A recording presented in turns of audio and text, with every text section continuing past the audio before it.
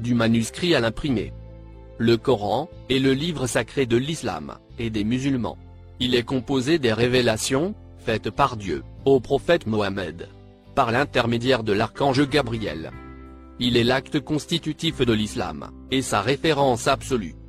Mais, la langue arabe écrite de l'époque est peu usitée et lacunaire. Dans les premiers temps, certaines consonnes se confondent à l'écrit, et toutes les voyelles n'existaient pas encore.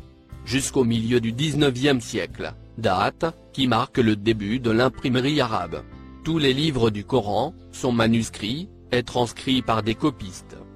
En 1923, un comité d'experts égyptiens établit une édition standard du Coran. Elle sert aujourd'hui de référence à toutes les autres.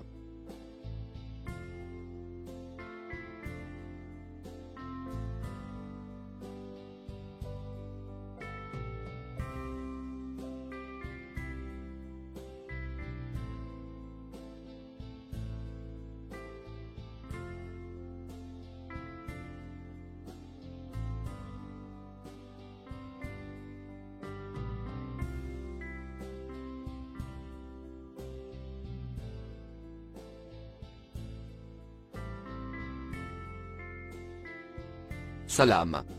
Dans cette vidéo, nous allons essayer de comprendre le mot sunna, et chercher à comprendre le pourquoi de l'apparition des sunnites. La majorité des musulmans donne une image non conforme à ces gens qui s'autoproclament le nom de sunnites. Voici ce que dit le dictionnaire français sur la sunna et les sunnites. Je cite.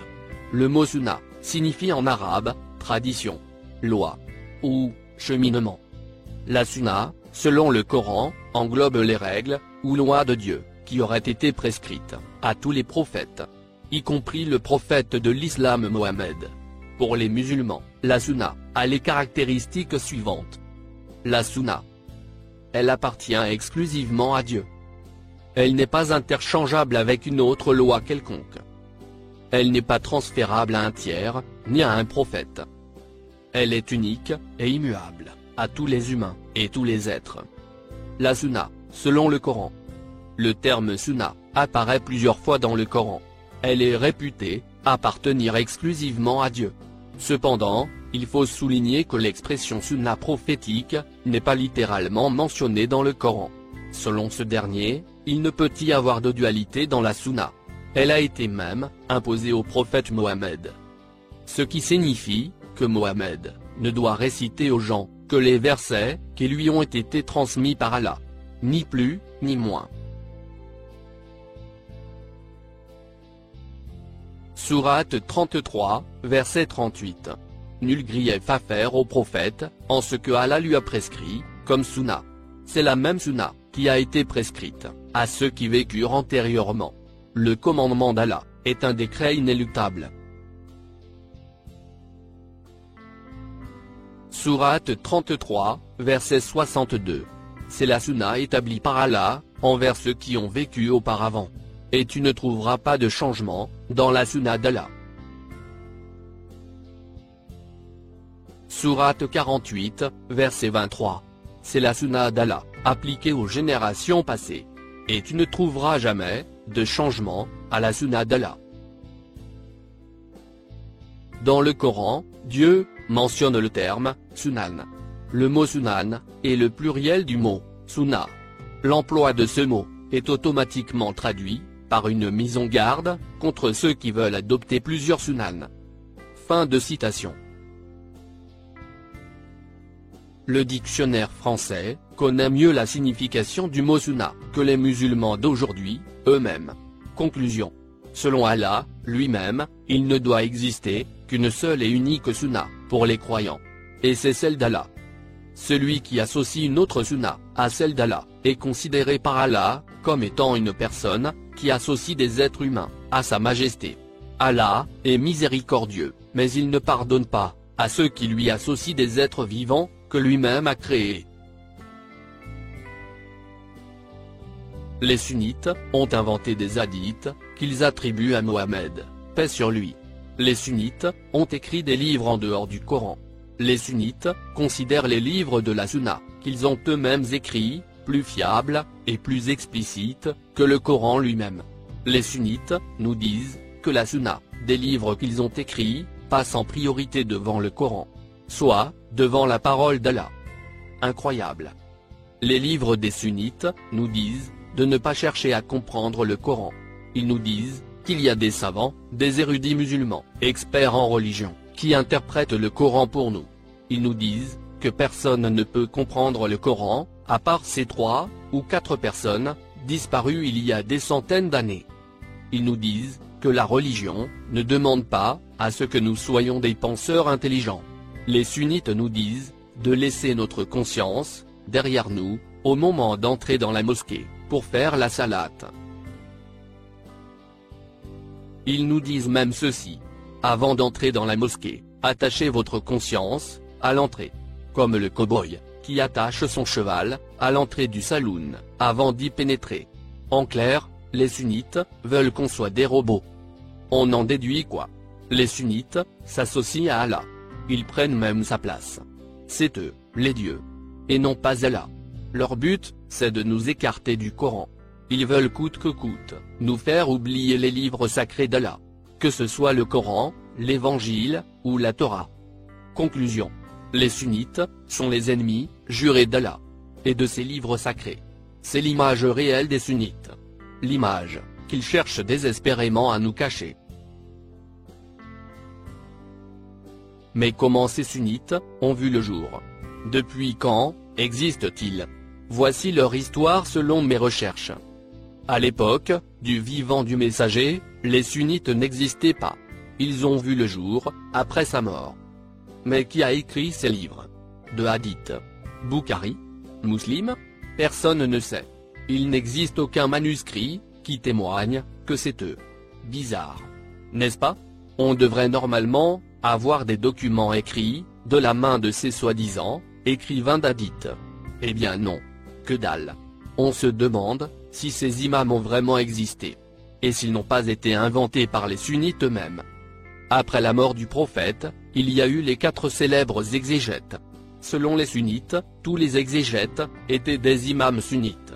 Voici rapidement leur biographie. Le premier de ces 4 est Ibn Abbas. Né en 619, à la Mecque, en Arabie Saoudite. Mort en 687 dans le même pays. C'est le fils d'Abdul Muttalib, un cousin paternel du prophète Mohammed. Il est respecté par les musulmans pour ses connaissances. Il est un des premiers experts du Coran, ainsi que de la Sunna. Ibn Abbas est connu pour sa connaissance des traditions et interprétations du Coran. Dès le début de sa vie, il rassemble des informations auprès d'autres compagnons de Mohammed. Il a écrit des commentaires. Il est parfois vu comme le père de l'exégèse coranique.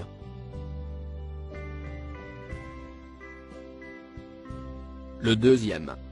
Tabari. Né en 839 à Amol, en Iran. Mort le 17 février 923 à Bagdad, en Irak. Mohammed Tabari était un historien et érudit religieux musulman. La source la plus importante pour l'histoire des débuts de l'islam. Il est également un auteur renommé d'un commentaire monumental sur le Coran. Le troisième. El-Qurtubi.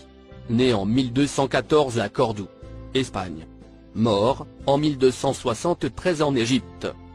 Il écrivit de nombreux ouvrages, dont les plus célèbres sont tous ceux qui concernent l'étude du Coran. Il s'agit d'un volumineux ouvrage d'exégèse coranique, notamment tourné vers la jurisprudence malikite et la théologie. Et enfin le quatrième. Ibn Kathir. Un juriste, traditionniste et historien. Il est né en 1301 à Bosra, en Syrie. Mort le 1er février 1373 à Damas. Il y est enterré aux côtés d'Ibn Taymiyyah, dont il fut l'un des élèves, et qui était une haute figure de la doctrine salafiste. Le commentaire du Coran d'Ibn Kathir est très apprécié dans les milieux salafistes. Maintenant, imaginez un peu. le dernier de ces quatre, est mort en 1373. Et depuis ce temps, soit, durant pas loin de 7 siècles, les musulmans n'ont jamais fait l'effort de chercher à comprendre eux-mêmes les versets coraniques, pour au moins confirmer le tafsir des anciens érudits. Ayant lu tout le Coran en arabe, en me basant sur le dictionnaire de langue arabe, et non sur le tafsir, je pense avoir compris que 40 à 50% du tafsir des anciens est faux. Je ne dirais pas qu'il faut les condamner. Seul Allah savait ce qu'ils avaient dans leur cœur en imposant leur idée. Je dirais plutôt qu'il faut chercher à comprendre le Coran par soi-même, et cesser de vénérer les anciens. Aujourd'hui, nous avons les moyens avec Internet, nous avons l'opportunité de faire exactement comme Allah nous l'a ordonné. Soit, de chercher à comprendre le Saint-Coran par nous-mêmes. Récapitulons. Le prophète est mort à Médine, le 8 juin 632, après Jésus. Le premier des exégètes, appelé Ibn Abbas, est né en 619. Il meurt en 687. Il a donc vécu 55 ans après la mort du prophète. Les sunnites disent de lui qu'il était un expert dans l'interprétation du Coran et de la Sunna. Si l'on considère cette information officielle comme étant vraie, les sunnites ont vu le jour avec ce monsieur, appelé Ibn Abbas. Du fait évident que la Sunna n'existait pas du vivant du prophète, puisque c'est Allah lui-même qui nous en a informé dans ces versets, soit que le prophète suivait à la lettre la Sunna d'Allah. Les sunnites ont vu le jour après la mort du prophète. Mais beaucoup de questions restent sans réponse. Ibn Abbas était-il réellement un sunnite, comme nous le dit l'histoire? Rien ne le prouve. Et ces 3 imams, qui sont venus après lui, en l'occurrence, Qurtubi, Ibn Kathir, et Tabari, étaient-ils des sunnites? On n'en sait rien, non plus. Soit on fait confiance aveugle à l'histoire racontée par les sunnites eux-mêmes, ou bien on la rejette. Personnellement, l'histoire de l'islam, racontée par les sunnites, je la place dans la poubelle. C'est comme l'histoire de la Terre globe. Tous les phénomènes physiques sont incompatibles avec cette théorie du diable. L'histoire de la Sunna est pareille. Tout ce que racontent les sunnites sur les lois qui régissent l'islam sont incompatibles avec le Coran. Maintenant, le pourquoi. Pour le mensonge de la Terre globe, c'est de nous faire croire que Dieu n'existe pas. Pour la Sunna, c'est pour nous écarter du Coran. Le Coran nous dévoile leur manigance satanique. Si les musulmans arrêtent de chanter avec le Coran et se mettent sérieusement à le déchiffrer, ils découvriront la supercherie des sunnites. Le voilà le pourquoi. Les gens découvriront par exemple comment les sunnites ont ajouté des signes au Coran.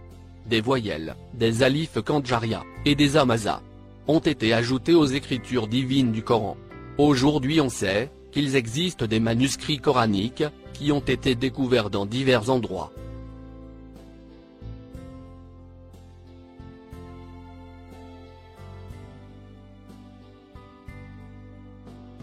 Ces manuscrits témoignent des signes qui ont été ajoutés au Coran.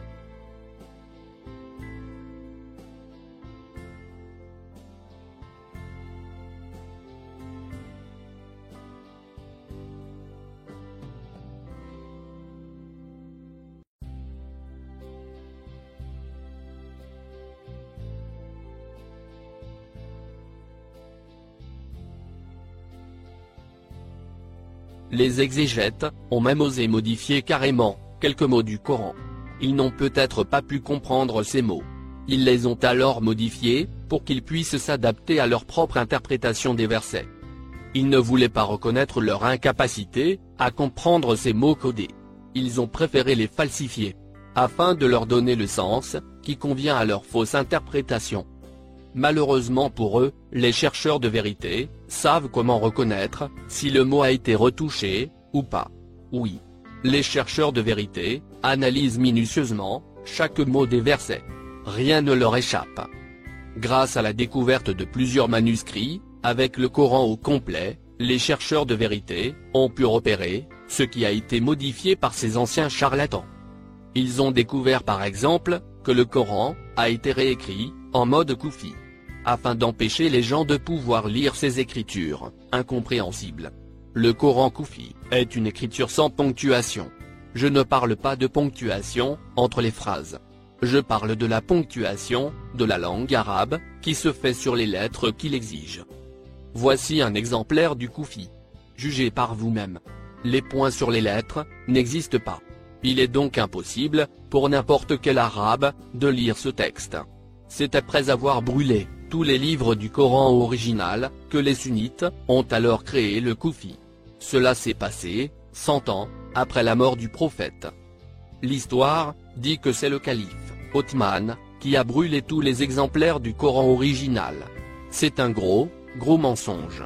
Othman est mort longtemps avant l'apparition du koufi. L'analyse des manuscrits au carbone 14 le prouve. L'analyse au carbone 14 a prouvé aussi la date des manuscrits découverts en Angleterre et ceux du Yémen. Ces manuscrits datent du vivant du prophète. Et du vivant du prophète, les voyelles n'existaient pas encore. Les voyelles, les alifs kandjaria et les hamazas ont été inventés et ajoutés au Coran 150 ans après la mort du prophète. Les inventeurs de ces signes particuliers et voyelles sont respectivement Etakafi, Farahidi et Sibawi. 3 personnages des plus réputés de l'ancienne Académie arabe. C'est seulement à cette lointaine époque que fut créée la grammaire arabe. Il n'aurait jamais dû appliquer cette grammaire au Coran. Les mots du Coran dans les versets s'adaptent au langage parlé des Arabes de l'époque. Ce qui signifie que le lecteur doit s'adapter au langage du Coran. Ce n'est donc pas le Coran qui doit s'adapter à la grammaire créée 150 ans plus tard. Voici quelques manuscrits. Le plus ancien manuscrit du Coran, découvert au Royaume-Uni. C'est un fragment du Coran, découvert à l'université de Birmingham, le 22 juillet 2015. Les 2 feuillets dormaient depuis près de 100 ans, dans la bibliothèque de l'université de Birmingham. La chose inédite, c'est qu'il daterait de l'époque où vécut Mohammed. Une découverte exceptionnelle.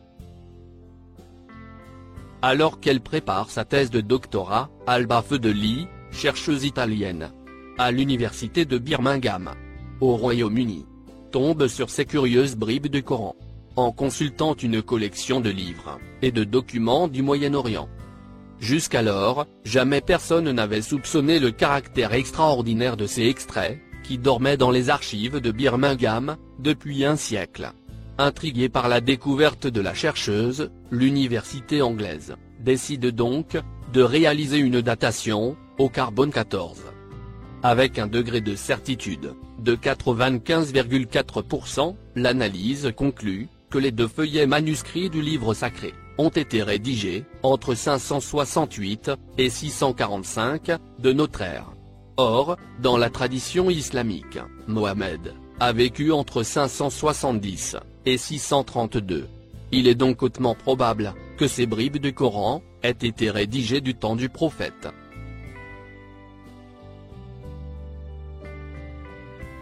Pour Slimane Zeguidour, rédacteur en chef à TV5 Monde, et spécialiste de l'islam, cette découverte, sans précédent, met à jour un manuscrit des plus anciens extraits du Coran.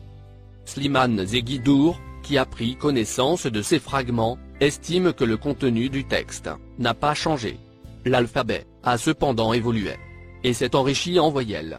Il y a eu donc un changement d'écriture. Le manuscrit concerne les versets des sourates 18 à 20, écrits à l'encre en hijazi, un style calligraphique arabe ancien. Il dit: malheureusement, avec seulement 2 pages, il est difficile de dire si le Coran est strictement le même aujourd'hui qu'à l'époque de Mohammed. Cette trouvaille tient du miracle.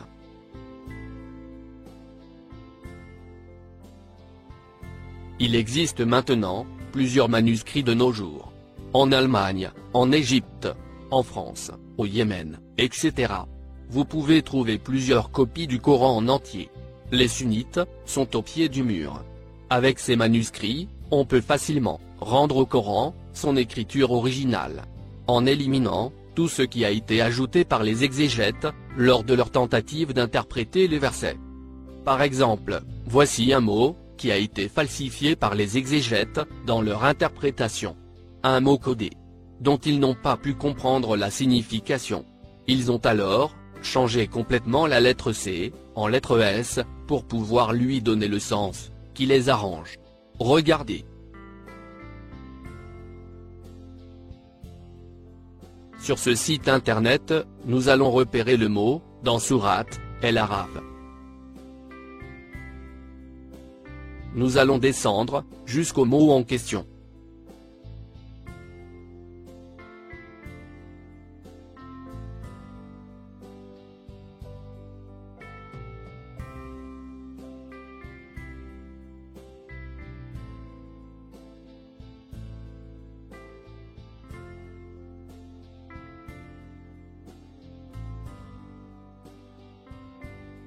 C'est le verset 69. Voici le mot. Comme vous voyez, la lettre C a été remplacée par la lettre S.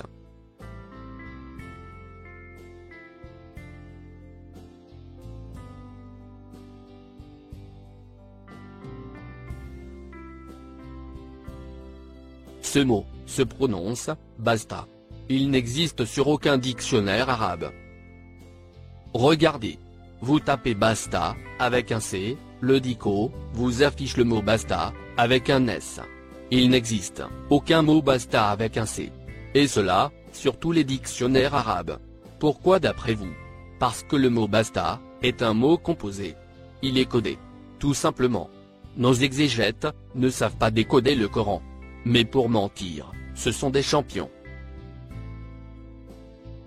Maintenant, regardez sur ce deuxième site. Toujours la même sourate, El-Araf.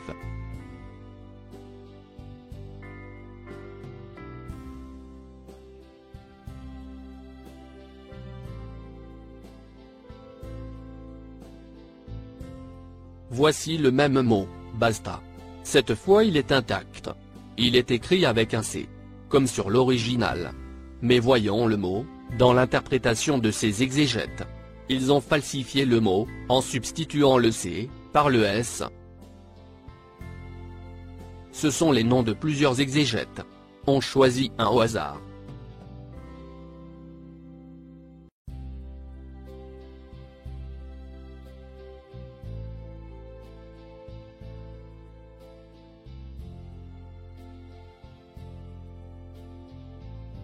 Non. On choisit plutôt Et-Tabari. C'est le roi des rois, des exégètes.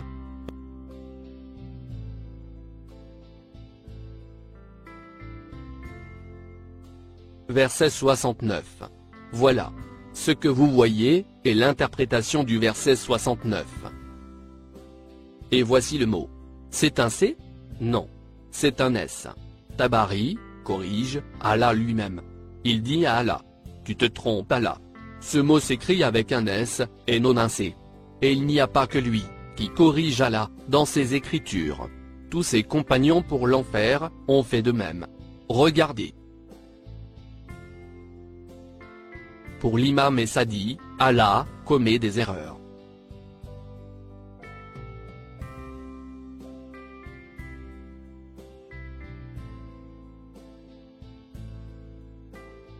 Voyons le suivant. Il s'appelle El-Wasit, et Tantawi. Kif kif. Allah a fait une erreur. Suivant. L'imam El-Bagawi. Kif kif. Suivant. Le célèbre Ibn Kathir. Kif kif.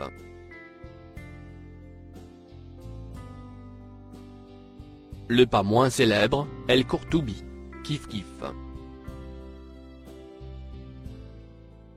Et enfin Et-Tabari. C'est une équipe fidèle. Ils sont bien soudés. On se demande, qui de ces champions est le capitaine d'équipe? La question que je pose, aux musulmans, qui vénèrent ces tricheurs. Quel est celui qui se moque de vous? Les chercheurs de vérité comme moi? Ou bien ces charlatans, qui à défaut de ne pouvoir comprendre le Coran, falsifient les mots des versets? Et il n'y a pas que ce mot, qui a été modifié. J'en connais d'autres. Grâce à Allah, ça n'a pas été difficile, de repérer les quelques mots, qui ont été modifiés par ces exégètes de mauvaise foi. Oui. Le Coran reste protégé par Allah lui-même. Parce qu'il nous donne le moyen de découvrir facilement ce qui a été changé. À vrai dire, les mots qui ont été modifiés sont très rares. Ils se comptent sur les bouts des doigts. Grâce aux manuscrits découverts, on arrive facilement à rétablir le Coran à son origine. Et ainsi, le décoder convenablement. Pour lire le Coran, il suffit de ne pas prendre en considération les ajouts des exégètes. Les voyelles, les alifs kandjaria, et les hamazas. Sur les anciens manuscrits, il n'y a que les points sur les lettres. C'est tout.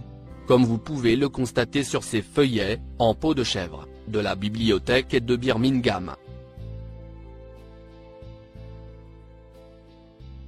Mais que signifie ce mot, qui a foutu la merde dans la tête des exégètes? Nous allons essayer de lire le verset, et comprendre de quoi il s'agit. Sourate 7, verset 69. Version exégète. Quoi?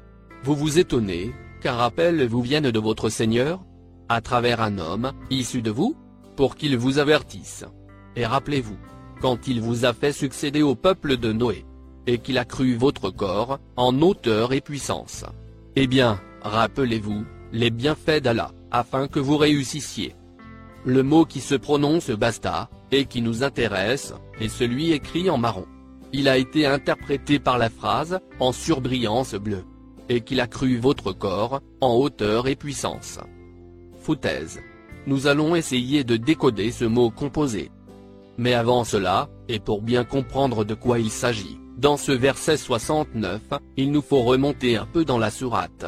Commençons par le verset 65. Nous lisons.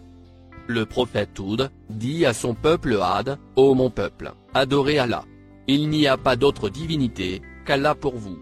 Soyez obéissants et craignez-le. » Dans ce verset 65, le prophète Houd, paix sur lui, demande à son peuple de se soumettre à Allah.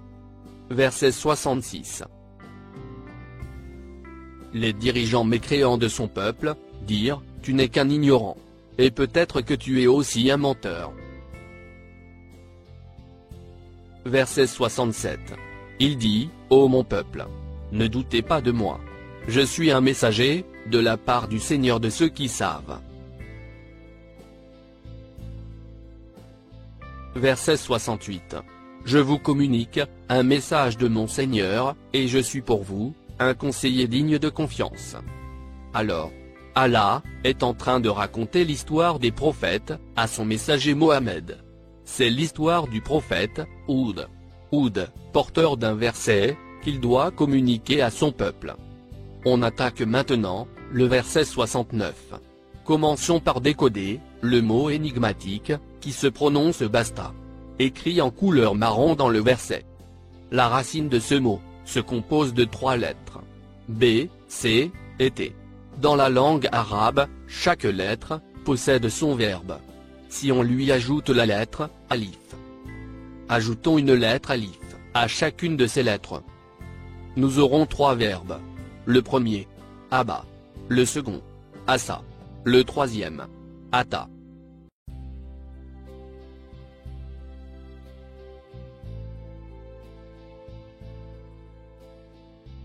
Voyons dans le dico, le premier verbe. Verbe aba. Nous lisons. Aba, pour le départ. Il s'est préparé, il est prêt à y aller. Encore. Abat, la difficulté d'une chose. La chose s'est rétablie à son état. Ce verbe aba qualifie l'état d'une chose, sur le départ. Une chose prête, qui se dirige vers le droit chemin. Une chose qui cherche l'équilibre. On continue. Verbe, asa.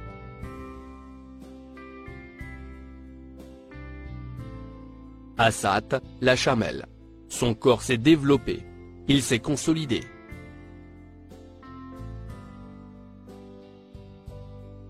Asata, la chose. Il l'a maîtrisée avec confiance. Ce verbe, asa, signifie donc la maîtrise d'une chose développée, consolidée et maîtrisée. On continue. Verbe, ata.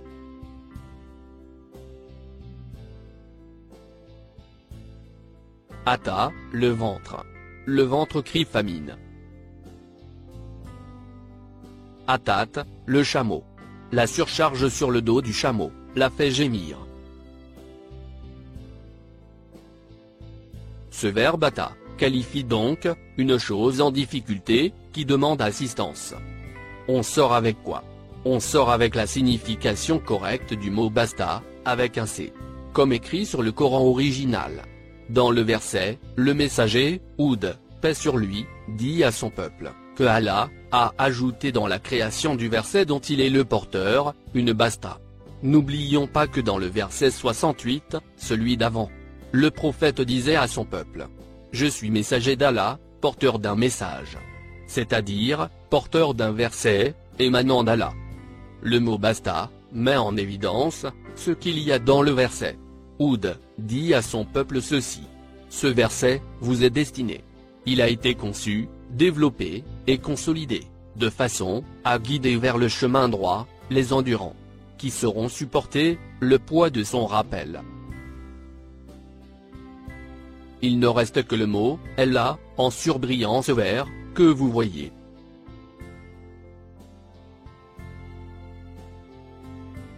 Voyons le dico. Nous lisons. Et là, il a fait l'effort. Encore. Elle a eu ce dont il a besoin. Il le lui a réalisé, et donné. À la fin de ce verset 69, Allah ajoute, avec le mot « et là », en disant ceci. Et n'oubliez pas la capacité d'Allah, de pouvoir créer pour vous de tels versets, afin que vous puissiez réussir. Réussir à décoder le verset en question, dont le prophète en est le porteur. Le mot « réussir » à la fin du verset vient confirmer ce que Allah désire qu'il fasse du verset. Allah ne nous dit pas ce qu'il y avait décrit dans le message. Mais du moment que le peuple de Houd rejette le verset, signifie que ce dernier est codé. Les gens ont toujours rejeté les versets codés d'Allah à travers les âges. Tous les prophètes ont eu du mal à faire comprendre à leur peuple que les versets d'Allah sont toujours codés. Les détracteurs du prophète Mohammed avaient eux aussi rejeté les versets codés du Coran. N'ayant pas pu les décoder, ils ont exigé du messager de demander à Allah de les modifier. Oui, tous les messagers d'Allah ont été traités de fous à cause des versets codés qu'ils récitaient à leur peuple. À l'exception d'Aïssa, paix sur lui. Ce dernier n'avait pas de livre ou feuillet dans sa main. Les paroles de vérité qu'il adressait aux enfants d'Israël étaient claires. Il n'y avait rien de codé dans ces paroles. Voici enfin l'interprétation correcte du verset 69. Ça vous étonne qu'un message émanant de votre Seigneur vous soit communiqué par l'un de vous, afin de vous avertir? Souvenez-vous, Allah vous a fait succéder au peuple de Noé. Le verset que je vous communique vous est destiné. Il a été conçu, développé et consolidé par Allah, de façon à guider vers le droit chemin les endurants, qui sauront supporter le poids de son rappel. Et n'oubliez pas la capacité d'Allah de pouvoir créer pour vous de tels versets. Peut-être que vous puissiez réussir. Réussir à quoi faire? À décoder le verset sous forme de message. Bien entendu. Et voilà. Si vous n'êtes pas convaincu du codage du Coran, vous ne comprendrez que dalle au verset d'Allah. Voilà pourquoi la Sunna essaie par tous les moyens de nous éloigner du Coran. Ils ne veulent pas qu'on sache que le Coran est codé. Ces salopards ont peur. Ils ont peur de nous voir mettre à jour leurs mensonges. Conclusion. La Sunna est une entité dangereuse. Sa place est la poubelle de l'histoire. Merci de votre attention. Salam.